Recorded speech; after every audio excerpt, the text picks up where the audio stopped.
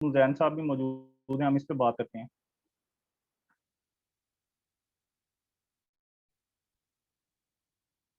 किसी का कोई क्वेश्चन है तो काइंडली जरा अनम्यूट करें अपने आप को और क्वेश्चन पूछ लें, ताकि हम वन बाय वन जो है ना वो ग्रुप आगे फिर मूव ऑन करें, क्योंकि ये हमारा सेशन ही है सब्जेक्ट सिलेक्शन के हवाले से, ताकि अगर आपकी कोई कंफ्यूजन हैं तो हम उसको जो है ना वो थोड़ा सा आपके लिए उसको आसानी कर सकें।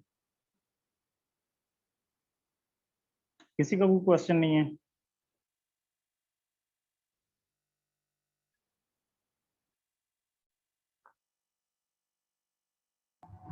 सर मोस्टली बच्चे जो हैं वो पॉलिटिकल साइंस और आईआर को ही फोकस करते हैं, और इसकी वजह यही है कि ऑडिट, अकाउंट्स, इकोनॉमिक्स और कंप्यूटर साइंस तो ज़रा टेक्निकल से हैं, लेकिन इनमें नंबर बड़े आते हैं।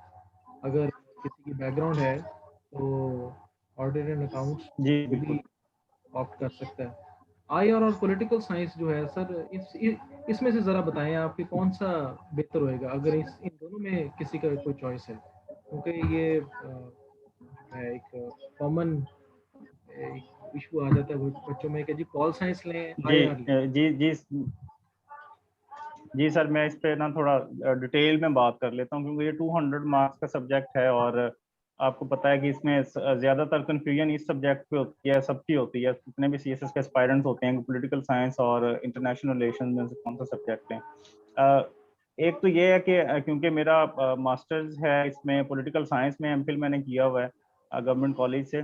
तो क्योंकि हम जब अपनी इवन ग्रेजुएशन कर रहे होते हैं या हम जब अपना मास्टर्स जो है वो कर रहे होते हैं, तो हम पॉलिटिकल साइंस के तो कोर्सेज पढ़ते ही हैं क्योंकि वो हमारा मास्टर्स है, बट हम इसके साथ साथ international relation, public administration, public policy, इस तरह के भी कोर्सेज पढ़ते हैं। तो मैंने इंटरनेशनल रिलेशंस के जो हैं वो 3 कोर्सेज पढ़े हुए हैं ऑलमोस्ट। जो इंटरनेशनल रिलेशन का सिलेबस है जो सीएसएस का, वो 70% जो है हमने वो अपने मास्टर्स में ना उसको पढ़ा हुआ है, सॉरी ग्रेजुएशन में। तो मेरा जो इसके ऊपर एक जो मेरी अपनी ओपिनियन है, जारी बात है हर बंदे की ओपिनियन इसके ऊपर डिफरेंट हो सकती है। जितना मैंने इनको स्टडी किया है या जो मैंने इसके बारे में पढ़ा है वो ये है कि दोनों सब्जेक्ट्स जो है ना उनके अपनी अपने दोनों के पैराडाइम्स हैं, ठीक है।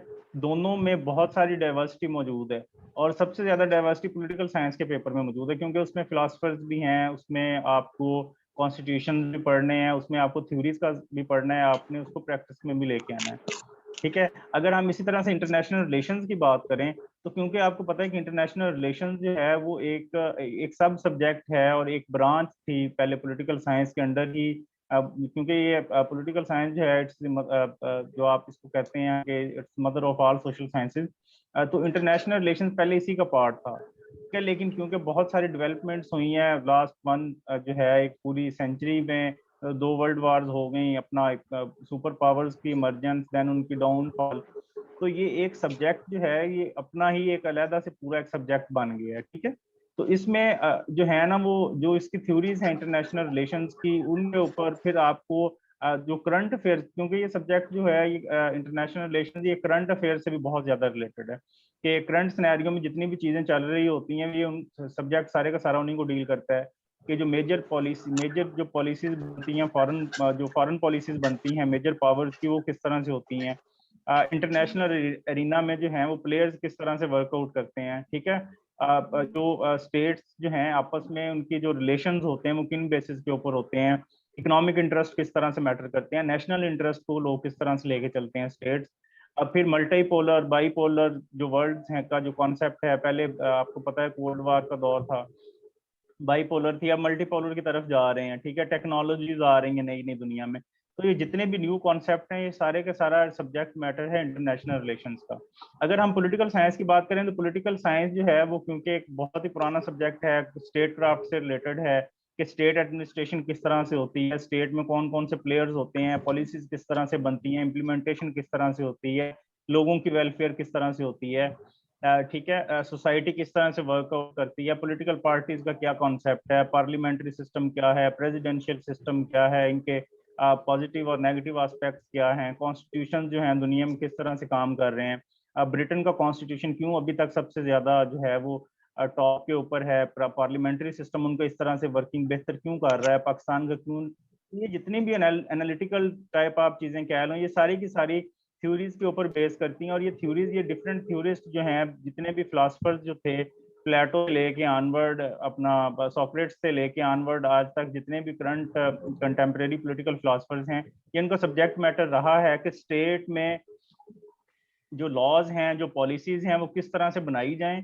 और उनका मैक्सिमम एडवांटेज है वो जो सिटीजन्स हैं, ठीक है, क्योंकि सिटीजन और जो स्टेट है उसका जो रिलेशनशिप है उसी को डिटरमिन करने के लिए पूरा सब्जेक्ट मौजूद है, ठीक है। सारे के सारे फिलासफर्स का यही एक ही इनका एजेंडा है, एक ही उनका पॉइंट रहा है कि सिटीजन जो हैं वो किस तरह से, उनकी बेटरमेंट कैसे हो सकती है, सोसाइटी किस तरह से इम्प्रूव कर सकती है, पॉलिसीज किस तरह से बननी चाहिए, स्टेट क्राफ्ट किस तरह से होना चाहिए, ठीक है। ये सारी की सारी जो चीजें हैं, ये सारी की सारी आती हैं पॉलिटिकल साइंस में। अब जितने भी हमारे यहाँ पे लोग, आप जितने भी लोग एस्पायरेंट्स मौजूद हैं, आपने अब ये देखना है कि आपका जो आपकी जो अप्रोच है वो ज्यादा आप करंट अफेयर से रिलेटेड चीजें कर सकते हैं, या आप थ्योरीज ज्यादा पढ़ सकते हैं, या आप फिलासफर्स की साइड पे पढ़ सकते हैं। तो उसके लिए बेहतर तरीका तो एक ये होता है कि आप सारे का सारा कोर्स कंटेंट देखें, और उसमें से, क्योंकि हम ऑब्वियसली सारे के सारे लोग जो हैं वो आप माशाल्लाह ग्रेजुएट्स हैं, बड़े कॉम्पिटेंट लोग हैं, तो आप लोगों को थोड़ा ये आइडिया हो जाता है कि ये जो कोर्स कंटेंट है, ये सारी चीजें हैं, मैं इसके ऊपर ज्यादा अच्छे से काम कर सकता हूँ या इसके ऊपर कर सकता हूँ। फिर आप ये है कि एक एक दो दो जो है वो क्लासेस ले लें दोनों सब्जेक्ट्स की, ठीक है, क्योंकि जो इंट्रोडक्टरी क्लासेस होते हैं उसमें आपको पता चल जाता है कि ये आपके टेस्ट का सब्जेक्ट है कि नहीं, ठीक है। फिर उसके बाद डिसाइड कर लें, लेकिन जब एक बार डिसाइड कर लें, फिर उसके बाद आपने, ये नहीं है कि एक महीना इंटरनेशनल रिलेशंस पढ़ा फिर स्विच ऑन कर दिया उसके ऊपर, पॉलिटिकल साइंस के ऊपर, फिर महीना वो पढ़ा, फिर कहा नहीं यार ये नहीं है सब्जेक्ट हमें इंटरनेशनल रिलेशन की तरफ, ये नहीं।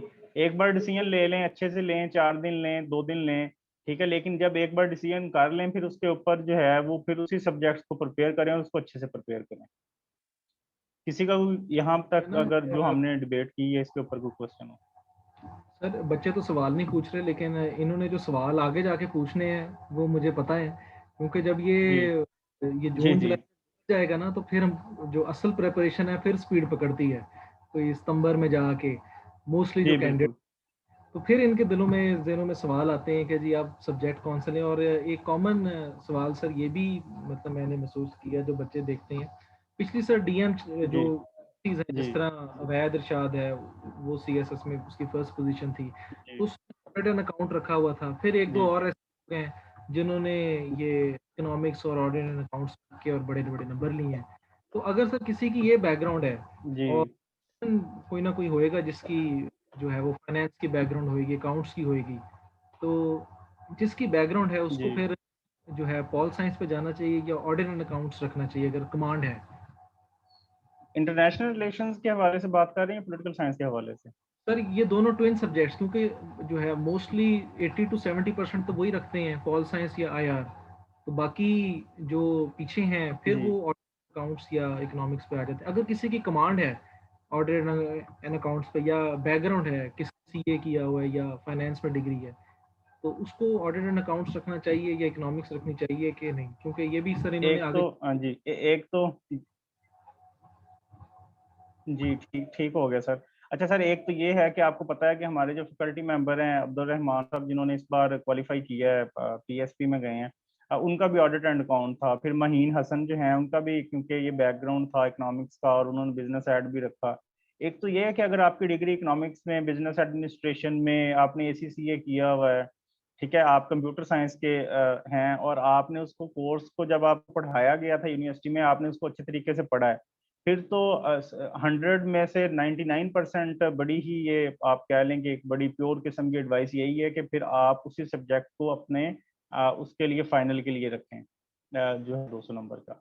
अगर आपने इन चीज़ों का आपका नहीं है एक्सपीरियंस या बैकग्राउंड नहीं है, तो फिर आप ये कर सकते हैं कि पॉलिटिकल साइंस और इंटरनेशनल रिलेशंस में से, जो मैंने पहले वही टेक्निक बताई है कि आप उसका कोर्स कंटेंट देख लें, आप उसके ऊपर टेस्ट क्लासेस ले लें, आप उसकी डिफरेंट कुछ लेक्चर सुन लें, तो उसके बाद आप ये डिसाइड कर सकते हैं कि मुझे पॉलिटिकल साइंस की तरफ जाना है या इंटरनेशनल रिलेशंस की तरफ।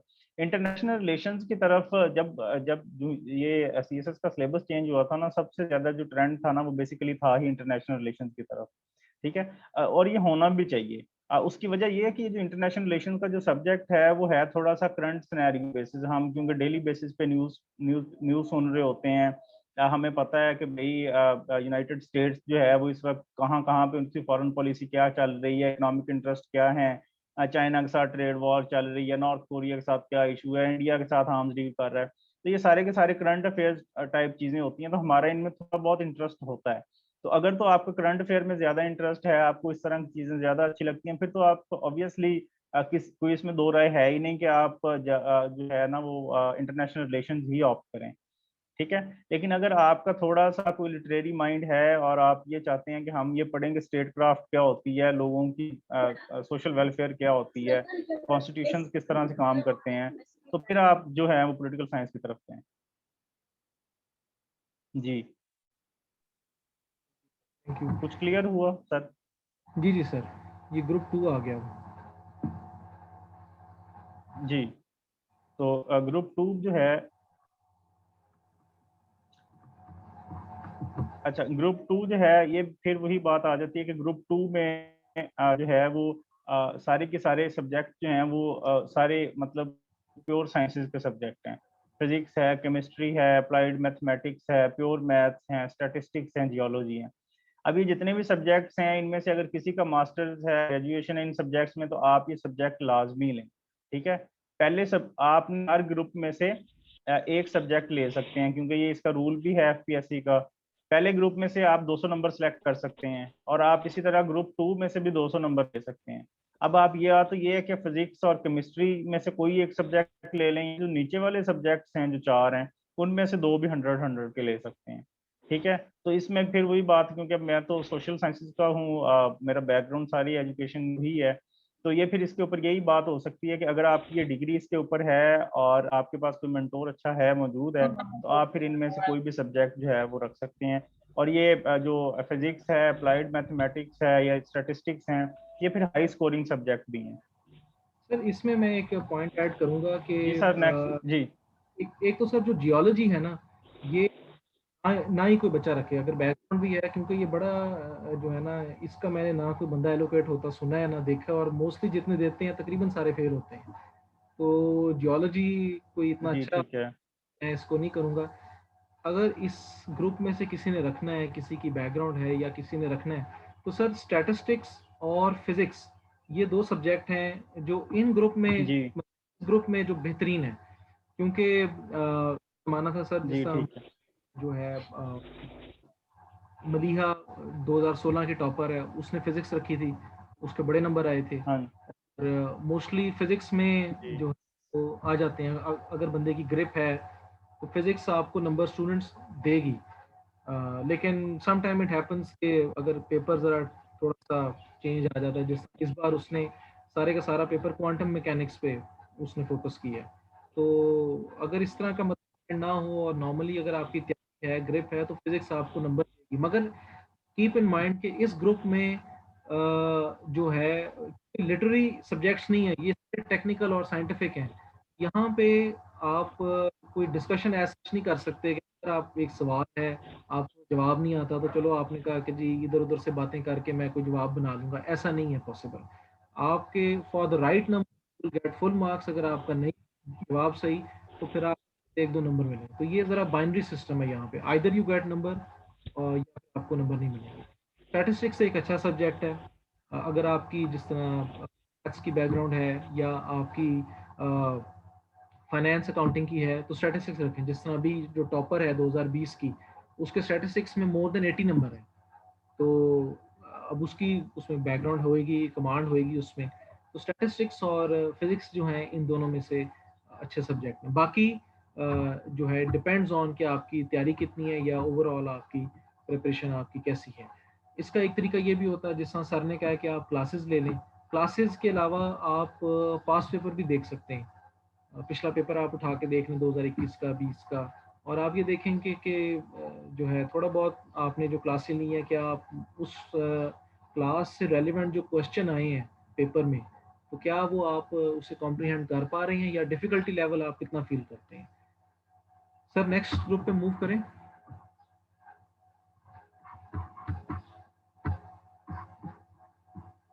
जी सर।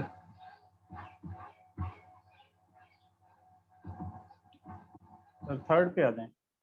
जी जी।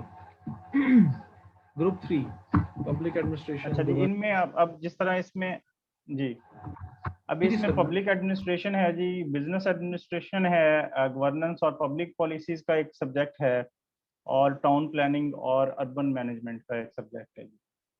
अच्छा, इसमें अब ये है कि एक तो ये बात देखें कि इसमें जो पब्लिक एडमिनिस्ट्रेशन है ना, वो सबसे ज्यादा कैंडिडेट्स उसी सब्जेक्ट को ऑप्ट करते हैं, पब्लिक को, ठीक है, बहुत ज्यादा ऑप्ट होता है। और ये स्कोरिंग सब्जेक्ट भी है इसमें, मतलब अगर आप इसका स्कोरिंग ट्रेंड देखें तो ये 80s में भी नंबर आए हैं लोगों के इसमें, ठीक है। लेकिन एक किसी साल इसमें अच्छे नंबर भी आते हैं, किसी साल ये बहुत लो स्कोरिंग भी होता है, इवन लोग फेल भी हो जाते हैं, ठीक है।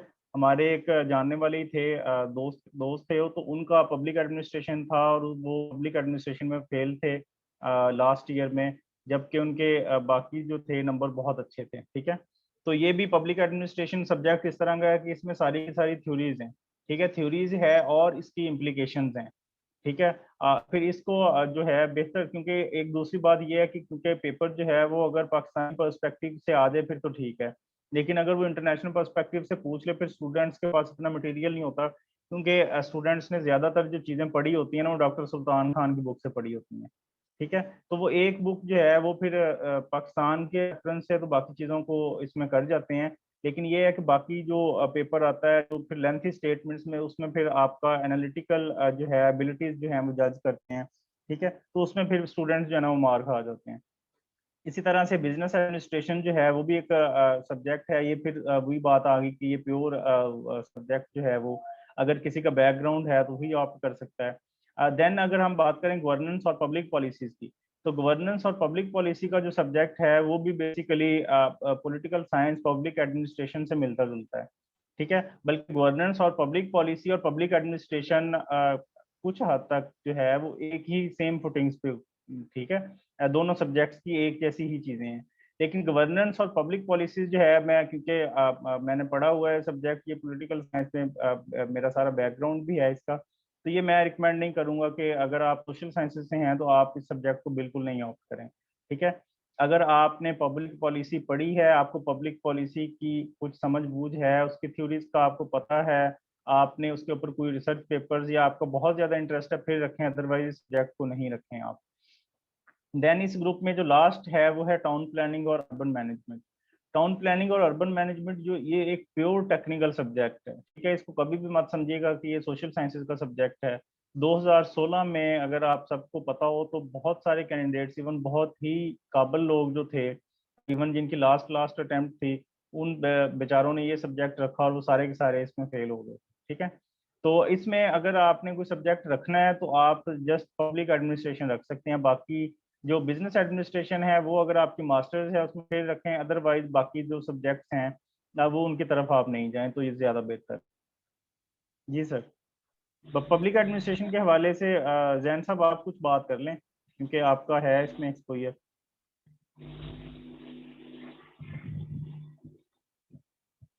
क्वेश्चन जी जी sir, town planning and urban management. Actually urban unit की स्टूडेंट, मतलब मैं एक्चुअली जीआईएस स्टूडेंट, और हमारी मोस्टली होती है फील्ड जो है ना वो अर्बन यूनिट में होती है। तो मैं एक्चुअली ये चाह रही थी कि मतलब ये टेक्निकल किस तरह के, मतलब लाइक सॉफ्टवेयर वगैरह को कुछ वर्क होता है या एक्सेट्रा कुछ इस तरह का, मतलब मुझे इसके बारे में आइडिया नहीं है कि अगर मैं ये चूज करती हूँ तो किस तरह से ये बैक में जा रहा है।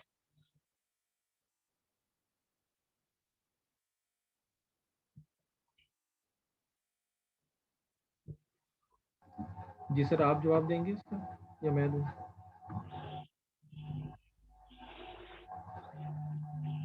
सर आवाज नहीं आपकी आ रही।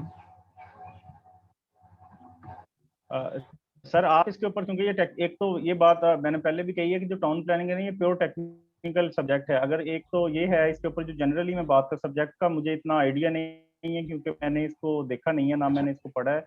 जनरली जो बात एक जो की जा सकती है वो ये है कि इसके ना आप कंटेंट्स देखें, कोर्स कंटेंट सारे का सारा देख लें, और फिर आपने जो अपनी डिग्री में जो चीज़ें पढ़ी हैं उससे रेलिवेंट फिर आप ये देखें कि आपने इसमें से कौन कौन सी चीज़ें पढ़ी हैं।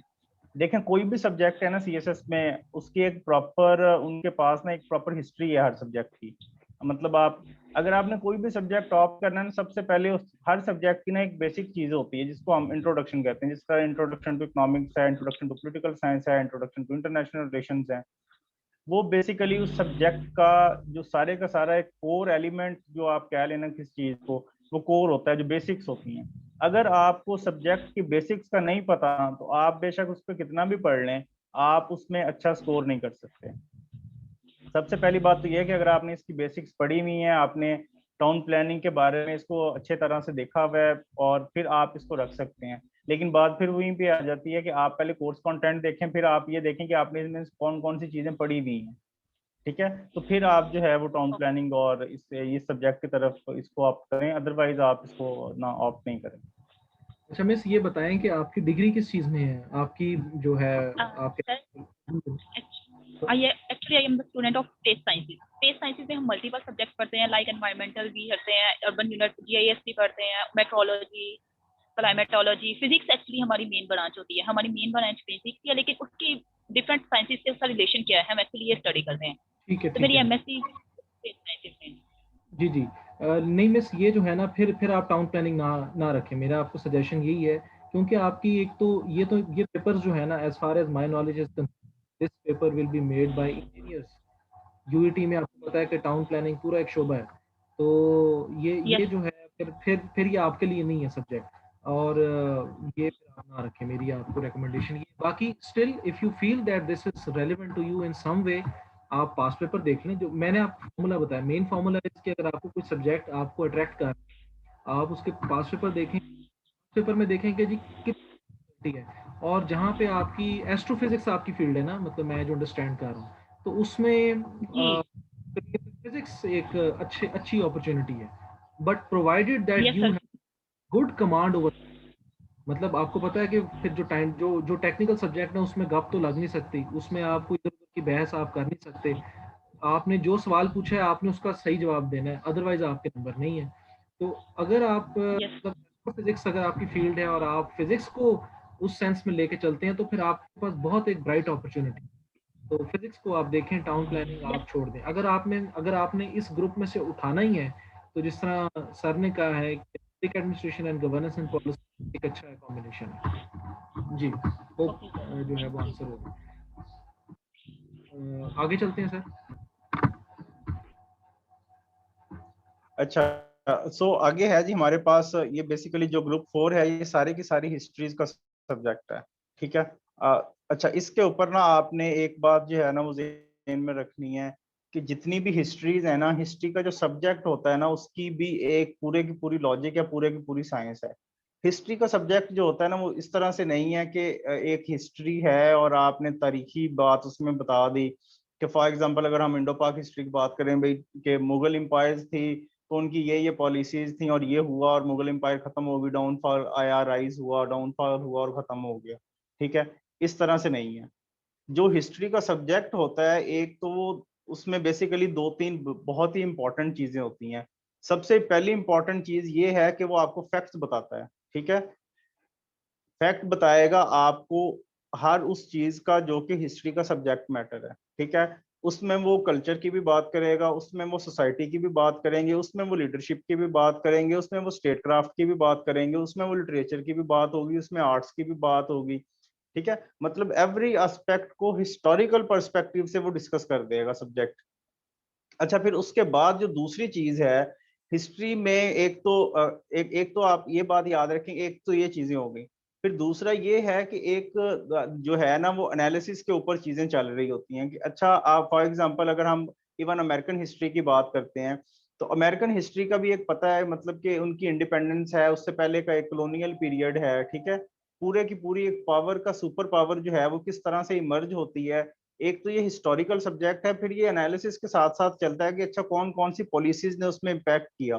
ठीक है, इंटरनेशनल अरीना में उनको किस तरह से देखा जाता है, उनकी इकोनॉमिक पॉलिसीज क्या थी, उनकी लोकल डोमेस्टिक पॉलिसीज क्या थी, उनकी फॉरेन पॉलिसी क्या थी। तो ये सारे की सारी चीजें ना हिस्ट्री के साथ चलती हैं। अच्छा, आपने जब हिस्ट्री का कोई भी सब्जेक्ट लेना है ना, एक तो ये है कि आपने हिस्ट्री तब ऑप्ट करनी है अगर आपका हिस्ट्री में कोई थोड़ा बहुत इंटरेस्ट है। हिस्ट्री के सारे पिछले पास्ट पेपर्स निकाल के देख लें, इंडो पाक हिस्ट्री के देख लें, इस्लामिक हिस्ट्री और कल्चर के देख लें, European history, British history and US history. आपको इन सब पेपर्स में एक कॉमन चीज ये नजर आएगी कि बंदा जो है, जो एग्जामिनर है, वो एनालिटिकल क्वेश्चन पूछ रहा है। वो स्पेसिफिकली एक या दो डेकेड्स की बात नहीं पूछता, वो स्पेसिफिकली पूरे की पूरी डेवलपमेंट की बात पूछता है।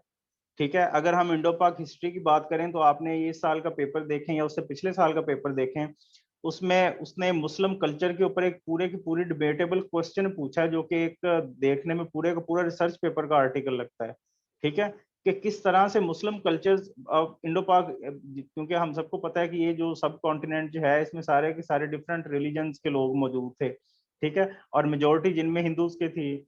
मुस्लिम कल्चर जो है या मुस्लिम की जो अराइवल है वो तो स्टार्ट हो रही है 8th सेंचुरी में, और उसके बाद भी जाके जो इस्लाम की यहाँ पे जो इशाअत हुई है, जो इस्लाम एक बहुत बड़े पैमाने पे फैल गया है, ठीक है, वो जाके आती है 12वीं 13वीं सदी में। ठीक है, अब ये सारे का सारा एक पूरा 600-700 साल का पीरियड बनता है। अब आपने इसमें से सारे की सारी चीजें, एक तो ये है कि आपने हिस्ट्री पढ़ ली, ठीक है, इट्स गुड कि आपने हिस्ट्री को सारे को देख लिया, आपने फैक्ट्स एंड फिगर्स देख लिए। अब आपका ये सारे का सारा एनालिटिकल बेस का क्वेश्चन है कि भाई किस तरह से मुस्लिम अराइवल के बाद से लेके वो कौन कौन से फैक्टर्स थे, विद आर्ग्यूमेंट्स और विद रेफरेंसेस, कि आपने उसको प्रूव करना है कि हाँ ये वजह थी कि मुस्लिम जो है यहाँ पे इतना ज्यादा स्टेब्लिश हो गए।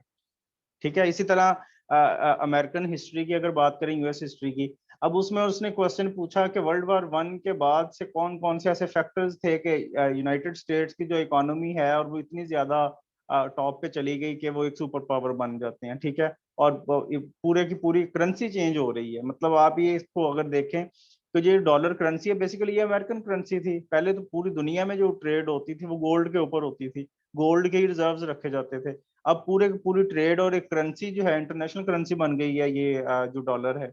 तो ये अब इसमें सारे के सारे नेशनल फैक्टर्स, इंटरनेशनल फैक्टर्स, आपका एनालिसिस और आपकी जो है वो बेहतर आपकी रीडिंग हैबिट्स कितनी है, आपने चीजों को एनालाइज किस तरह से किया है, सारी की सारी टेक्निक्स यहाँ पे आपको काम आती हैं फिर। इसी तरह से यूरोपियन और ब्रिटिश हिस्ट्री में भी यही चीजें हैं।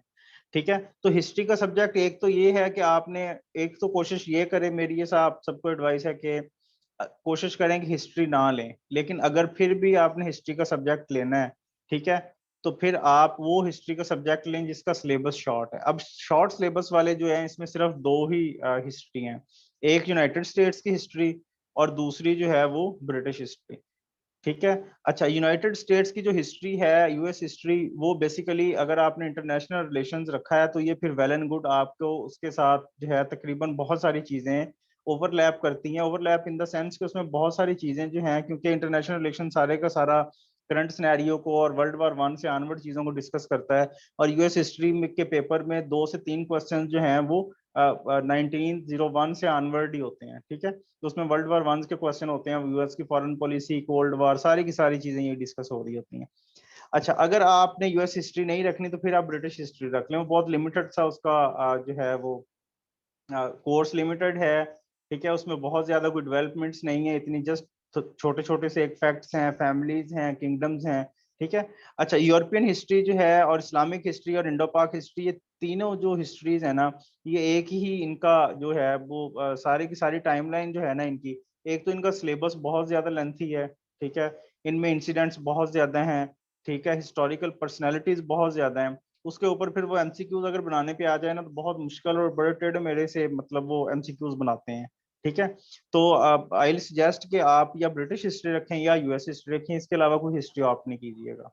अगर सर आपका फिर इसमें जो मास्टर्स है है या ना, आपको बहुत ज्यादा इंटरेस्ट है, सॉरी। सर एक पॉइंट मैं ऐड करना चाहूंगा। ब्रिटिश हिस्ट्री क्योंकि मेरी अपनी भी थी, जी जी तो टोटल 20 से जी 30 जी। टॉपिक, 20 to 30 टॉपिक्स हैं, और अगर आपकी ग्रिप में वो हैं तो इन्हीं 20 और 30 टॉपिक में से एग्जामिनर क्वेश्चन बनाता है। और स्टूडेंट्स को मैं ये कहूँगा कि आप मतलब स्टूडेंट्स जो हैं, ब्रिटिश हिस्ट्री का 2021 का पेपर खोल के देख लें आप, और उसमें जो सवाल आए हुए हैं उसमें से 2 या 3 सवाल तो ऐसे हैं जो वो पिछले 10-15 सालों से वो पूछता आ रहा है।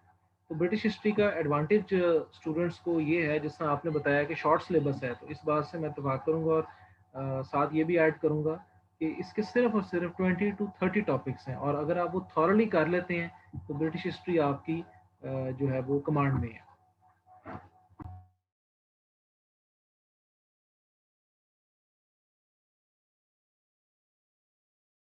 जी, इस पे किसी का कोई क्वेश्चन है तो काइंडली आप बता दें हमें, हम उस पर फिर डिबेट कर लेते हैं, बात कर लेते हैं, नहीं तो फिर आगे मूव ऑन करें सर।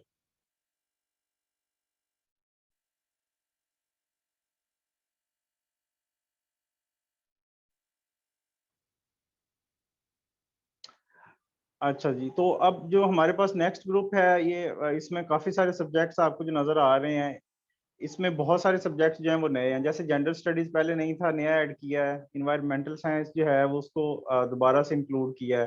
तो बाकी जो सब्जेक्ट्स हैं वो वही हैं, agriculture, botany, zoology, English literature और उर्दू लिटरेचर। अब इसमें मोस्टली कैंडिडेट्स जो हैं, एस्पायरेंट्स जो हैं वो ऑप्ट करते हैं या जेंडर स्टडी की तरफ जाते हैं या एनवायरमेंटल साइंसेज की तरफ जाते हैं। ठीक है, ये थोड़े से मतलब आप कह लेंगे स्ट्रेट फॉरवर्ड से जो हैं वो सब्जेक्ट्स हैं। आप इनका एक तो सिलेबस बहुत शॉर्ट सा है, ठीक है, और बहुत सारी चीजें जो है ना वो करंट अफेयर से रिलेटेड है। इसमें स्पेशली जो जेंडर स्टडीज है तो है ही सोशल साइंसेज का सब्जेक्ट। इन्वायरमेंटल साइंसेज का सब्जेक्ट भी जो आप कह लेंगे वो एक तरह से सोशल साइंसेज का सब्जेक्ट ही बन गया। इसमें बहुत थोड़ा सा सिलेबस है जो कि टेक्निकल चीजों के ऊपर बात करता है। लेकिन इन्वायरमेंटल साइंसेज पढ़ने का फायदा एक तो ये होगा आपको कि आपका जो पूरे का पूरा एस्से है ना ग्लोबल वार्मिंग के ऊपर, वो पूरे का पूरा आपका 100% वो तैयार हो जाता है इस सब्जेक्ट से। ठीक है, और ग्लोबल वार्मिंग का एस्से जो है वो हर 3 से 4 साल बाद किसी ना किसी तरीके से वो पूछता जरूर है। ठीक है, इंग्लिश एस्से के हवाले से अगर हम बात करें, इस तरह पीएमएस में भी हर 2-3 साल बाद रिपीट होता है टॉपिक, और उसमें भी होता है। फिर इसके अलावा इन्वायरमेंटल साइंसेज रखने का एक और भी फायदा ये है कि आपका करंट अफेयर्स का जो पोर्शन है ना, जो क्लाइमेट चेंज से और उस तरह का वो सारा टॉपिक है, वो भी यहाँ से प्रिपेयर हो जाता है। ठीक है, और फिर दूसरे इसके अलावा जो इन्वायरमेंटल साइंसेज का आपको जो बेनिफिट है वो ये है कि आप जब प्रिपेयर करते हैं जनरल साइंस और एबिलिटी का पोर्शन, तो उसमें क्लाइमेट चेंज के ऊपर एक पूरा जो है वो वहां पे भी कोई तकरीबन मेरा ख्याल 10 से 15 नंबर की आपकी तैयारी जो है वो इन्वायरमेंटल साइंसेज से हो जाती है। क्योंकि वहां पे जो जितनी भी पोल्यूशन हैं, वाटर पोल्यूशन, नॉइज पोल्यूशन, जितनी भी उसकी काइंड्स हैं, वो सारी की सारी आप यहाँ से एक उसको डिटेल में आप पढ़ लेते हैं। ठीक है, अच्छा फिर अब बात कर लेते हैं एग्रीकल्चर, बॉटनी और जूलॉजी। ये फिर वही बात आ जाती है कि अगर आपकी मेजर डिग्री है या आपने ग्रेजुएशन में ये कोर्स पढ़ा है तब रखें, अदरवाइज आप इन सब्जेक्ट्स को ना रखें। सब्जेक्ट्स ये हाई स्कोरिंग है, ठीक है, इसमें कोई शक नहीं है। लेकिन ये है कि आपकी प्रेपरेशन जो है वो अच्छी होनी चाहिए। आपने अच्छे सोर्सेज से पढ़ा हो, आपने आपके जो मेंटोर हैं, जो आपके टीचर्स हैं, उनसे आपने इसके बारे में गाइडलाइन ली भी हो कि आपने पेपर अटेम्प्ट कैसे करना है, क्वेश्चन आते किस तरह से हैं, पास्ट पेपर जरूर देखें, इनके कंटेंट्स जरूर देखें सिलेबस के। उसके बाद इन सब्जेक्ट को आप कीजिएगा। उसके बाद इंग्लिश लिटरेचर और उर्दू लिटरेचर, ये दो स्पेसिफिकली ऐसे टॉपिक हैं जो कि कभी भी हाई स्कोरिंग नहीं रहे। ठीक है, आप इस पे जितना भी पढ़ लें ये हमेशा 50 से नीचे ही रहे सब्जेक्ट दोनों। ठीक है, तो ये सब्जेक्ट तो अगर आपका इसमें एमफिल भी है ना तो आप फिर भी इसको ऑप्ट नहीं करें। तो आपके पास जो है वो फिर यही ऑप्शन है जेंडर स्टडीज की और इन्वायरमेंटल साइंस की। तो इनमें से फिर आप देख लें आपको ज्यादा जो सूटेबल लगे, फिर आप वो सब्जेक्ट जो है इसको ऑप्ट कर लें। जी सर, जी सर, नेक्स्ट मैं मूव करें सर फिर। सर एनवायरमेंटल साइंस के बारे में ये कहूँगा कि अगर डीएमसी स्टूडेंट्स देखें तो यू आर राइट कि उसमें काफ़ी नंबर आए हैं 2020 में लोगों के 80, 78, 76। जी 70s में है। हाँ जी, तो ये बड़ा अच्छा सब्जेक्ट है और ये रखना चाहिए। जी सर, आगे मूव करते हैं। जी वो वाले सर अब सारे। अच्छा जी, जो ग्रुप 6 है, जी सॉरी, सर मैं कह रहा हूँ ये सारे वो लॉ वाले आ गए हैं। जी बिल्कुल बिल्कुल। तो स्टूडेंट्स जो ग्रुप 6 है हमारा, वो सारे का सारा लॉ के ऊपर जो है वो सारे के सारे इसमें लॉ के सब्जेक्ट हैं। इसमें सिर्फ एक सब्जेक्ट उन्होंने फिलोसफी ऐड किया हुआ है। ठीक है, अच्छा अब इसमें जितने भी स्टूडेंट्स हैं सबके लिए एक यही है कि अगर आपने आईआर रखा है तो आप इंटरनेशनल लॉ की तरफ जाएं। ठीक है, अगर आपने पॉलिटिकल साइंस रखा है तो फिर आप कॉन्स्टिट्यूशनल लॉ या फिर आप क्रिमिनोलॉजी रख सकते हैं। ठीक है, अच्छा अब इसमें अगर बात करें ना हाई स्कोरिंग की और लो स्कोरिंग की, तो इसमें कोई सब्जेक्ट हाई स्कोरिंग नहीं है, कोई सब्जेक्ट लो स्कोरिंग नहीं है। ठीक है, पेपर के ऊपर अगर अगर आप इस साल का रिजल्ट देख लें, जितनी भी डीएमसी देख लें, क्रिमिनोलॉजी में लोगों के 70 भी आए हैं, लोगों के 40 भी आए हैं। ठीक है, इसी तरह कॉन्स्टिट्यूशनल लॉ में, कॉन्स्टिट्यूशनल लॉ जो है ना ये एवर शाइनिंग सा सब्जेक्ट है। जिसकी पॉलिटिकल साइंस अच्छी है और कॉन्स्टिट्यूशन के ऊपर ग्रिप है, वो बंदा लाजमी ये कॉन्स्टिट्यूशनल लॉ रखे। ये हमेशा 60s में नंबर देता है, लेकिन 70s कभी क्रॉस नहीं किए कॉन्स्टिट्यूशनल लॉ ने। क्योंकि इसमें सारे का सारा वो कॉन्स्टिट्यूशन, उसके रूल्स रेगुलेशन, कुछ फिलोसफीज ठीक है, और वो चीज़ें आ जाती हैं सब्जेक्ट में। तो ये जितने भी सब्जेक्ट्स हैं, अगर ये सिर्फ लॉ का अगर सब्जेक्ट निकाल दें, बाकी जितने भी सब्जेक्ट्स हैं इनका ऑलमोस्ट सिलेबस एक जैसा ही है। ठीक है, किसी में कोई ये ज्यादा नहीं है कि इसका सिलेबस ज्यादा है या इसका सिलेबस कम है, सबका तकरीबन एक जैसा सिलेबस है। ठीक है, लेकिन ये है कि आपने जब इसको प्रिपेयर करना है, आपने इसको लॉ की सेंस जेन में रखते हुए प्रिपेयर करना है कि आप एक लॉ के सब्जेक्ट को प्रिपेयर कर रहे हैं। तो हर सब्जेक्ट की जिस तरह से अपनी रिक्वायरमेंट्स होती हैं, अपनी टर्मिनोलॉजीज होती हैं, तो आपने इन चीज़ों को जेन में रखते हुए फिर इस ग्रुप में से कोई भी लॉ आप जो है वो ले सकते हैं। फिर हम अगर फिलॉसफी की बात करें, फिलॉसफी जो है आज से 4-5 साल पहले तक, इवन 2016 तक जो है ये बहुत हाई स्कोरिंग सब्जेक्ट था। 160 170 नंबर आते थे, 200 नंबर का था। अब सिलेबस उतना ही है लेकिन सब्जेक्ट जो है वो 100 का कर दिया इसने। ठीक है, तो ये सब्जेक्ट भी फिर आपके इंटरेस्ट के ऊपर है, आपकी डिग्री के ऊपर डिपेंड करता है कि आपकी अगर है सोशल साइंसेज में और फिलॉसफी आपने पढ़ी हुई है तब रखें, अदरवाइज आप इस सब्जेक्ट को नहीं रखें। तो हमारे पास जो है वो फिर ऑप्शंस जो बचते हैं स्टूडेंट्स के पास, वो इंटरनेशनल लॉ, कॉन्स्टिट्यूशनल लॉ और क्रिमिनोलॉजी। ठीक है, मुस्लिम लॉ जो है ये भी प्योर लॉ का सब्जेक्ट है। लॉ जो है ओवरऑल 100 मार्क्स का, वो भी सारे का सारा लॉ है उसमें। ठीक है, तो आपके पास फिर यही है, इंटरनेशनल लॉ, कॉन्स्टिट्यूशनल लॉ और क्रिमिनोलॉजी। जी सर, नेक्स्ट मूव करते हैं, फिर एंड पे देख लेते हैं अगर कोई क्वेश्चन हुए तो। जी, जो ग्रुप 7 है स्टूडेंट्स, इसमें जर्नलिज्म है, एंथ्रोपोलॉजी है, साइकोलॉजी है, geography, sociology, Punjabi, Arabic, Persian, Pashto, जितने भी बाकी सब्जेक्ट्स हैं, जितनी भी लैंग्वेजेस हैं, रीजनल लैंग्वेजेस, वो सारी की सारी इस ग्रुप में एडअप की हैं। अच्छा, अब इसमें आपने बड़ा स्मार्ट तरीके से जो है ना इस ग्रुप में से लेना है। एक तो ये है कि आप पंजाबी जो है वो ऑल वेदर फ्रेंड की तरह जो एक सब्जेक्ट है, ठीक है, और बड़ा हाई स्कोरिंग सब्जेक्ट है, 80s में नंबर आते हैं अगर आपने इसको अच्छे तरीके से प्रिपेयर कर लिया। ठीक है, इस पूरे ग्रुप में और कोई सब्जेक्ट नहीं है जो आपको 80 मार्क्स दे, सिर्फ एक्सेप्ट पंजाबी। पंजाबी ऐसा सब्जेक्ट है आपको 85 88 नंबर देगा। ठीक है, इवन 90 तक भी चले जाते हैं अगर आपकी इमला की कोई मिस्टेक ना हो, आपने शेर अच्छे से लिखे हो, आपने हर पोर्शन में से एक एक क्वेश्चन जो है जिस तरह से सिलेबस है उसके अकॉर्डिंगली क्वेश्चन अटेम्प्ट किए हुए हों, आपके एमसीक्यूज ठीक हो, तो आपको 90 तक भी नंबर आते हैं। ठीक है, अब फिर बाकी ऑप्शन जो है ना, जियोग्राफी की या सोशियोलॉजी की या जर्नलिज्म की, अगर आपने ये सब्जेक्ट ऑप्ट करने हैं और आपका पंजाबी का टेस्ट नहीं है, फिर ये है कि ये सब्जेक्ट भी अच्छे हैं, ये भी 70s तक नंबर देते हैं। ठीक है, जियोग्राफी जो है वो लो स्कोरिंग सब्जेक्ट है, उसकी तरफ अगर ना जाए तो ज्यादा बेहतर है। इवन वो पीएमएस में भी जियोग्राफी जो है अब लो स्कोरिंग ही है, मतलब 130 140 के ऊपर ही है। पहले किसी दौर में आज से 4-5 साल पहले तक भी ये जो सब्जेक्ट था ये 150 क्रॉस करता था, पर अब जो है ये जियोग्राफी जो है वो लो स्कोरिंग सब्जेक्ट है। तो फिर रीजनल लैंग्वेज में पंजाबी, सिंधी, ये जितनी भी लैंग्वेजेस हैं, पंजाबी, सिंधी, पश्तो और बलोची, ये हाई स्कोरिंग हैं। उसके बाद फिर आपके पास सोशियोलॉजी की और जर्नलिज्म की ऑप्शन है।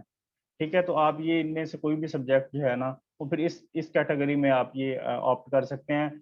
अगर इस चीज़ को देखते हुए कि आपने अगर पीएमएस पंजाब का देना है, या आपने इवन केपी और सिंध का, या आज़ाद कश्मीर साइड से गिलगित बल्तिस्तान रीजन वाले हैं कुछ लोग, तो फिर आप सोशियोलॉजी और जर्नलिज्म में से कुछ रख सकते हैं कि आपको सब्जेक्ट अलग-अलग से प्रिपेयर नहीं करने पड़ेंगे।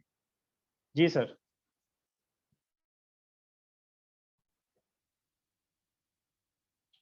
आवाज आ रही सर मेरी?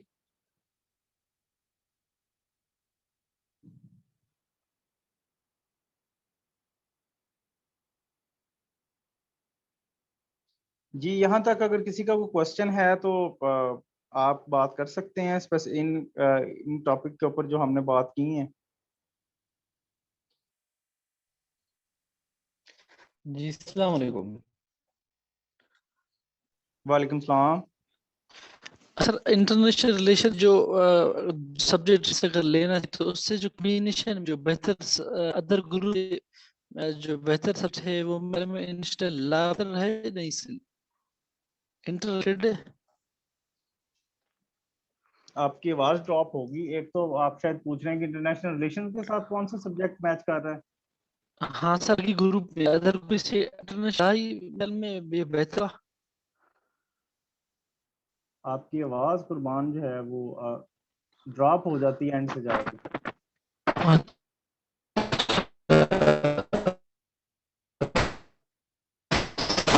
आवाज आ रही? जी आप बोलें। चलो मैं सर चेट में करने से। अच्छा यार, किस अदब से इंटरनेशनल लॉ बेहतर है? हाँ जी, अच्छा ठीक है, मुझे समझ आ गई आपकी बात की।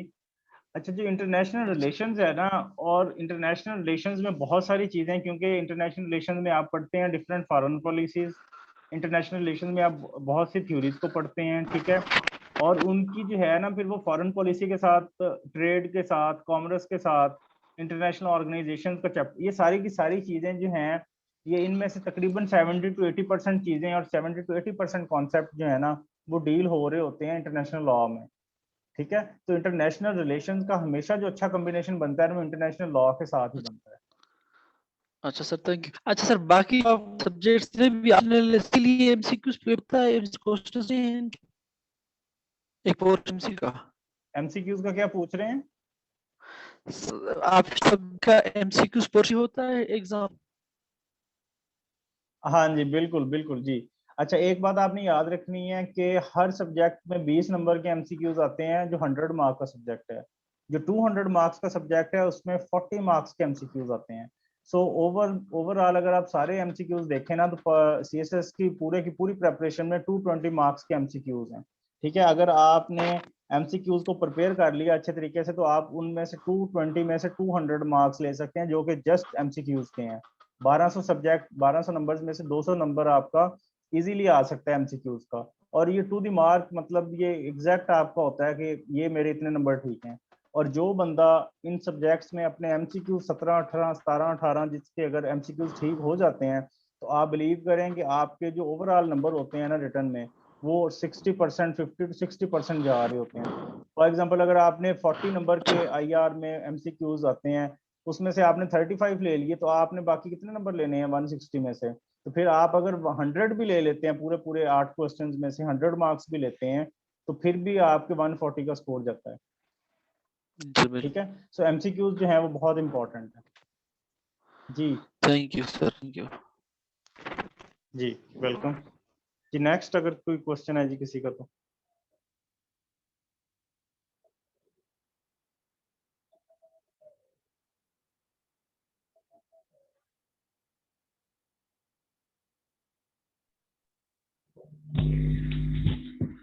सर एक्चुअली ना मैंने सिलेबस के लिए मतलब चेक किया था, लेकिन ना मुझे कई जगहों पे सिलेबस कुछ डिफरेंट कहीं मिलता है, कहीं डिफरेंट मिलता है, तो मुझे इसका ऑथराइज सिलेबस जो है वो आइडिया नहीं है कि कहाँ से मिलेगा। काइंडली आप शेयर कर सकते ग्रुप जी में अगर मैं बता देता हूँ जी। आप ऐसा करें, एक तो हमारी जो कोऑर्डिनेटर हैं मिस बतूल, उनको कहीं वो आपको सेंड कर देती हैं। दूसरी जो सबसे ऑथेंटिक ये है, आप एफपीएससी की वेबसाइट पे चले जाएं, वहाँ पे सीएसएस का सिलेबस भी मौजूद है, वहाँ पे सीएसएस के पिछले 5 साल के पास्ट पेपर्स भी मौजूद हैं।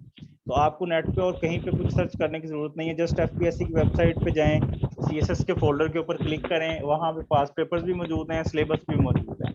वो आपके लिए बहुत बेहतर है कि एक और ऑथेंटिक सोर्स है सारा। ओके ठीक सर, हो गया जी? यस सर, थैंक जी यू। वेलकम जी। कोई और जी?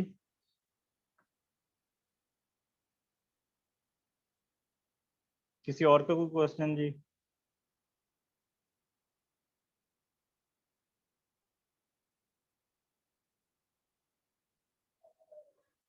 ओके जी। हमारी फिर जो है वो रेगुलर क्लासेस तो इंशाल्लाह वो शेड्यूल आपको शेयर कर देंगी मैडम।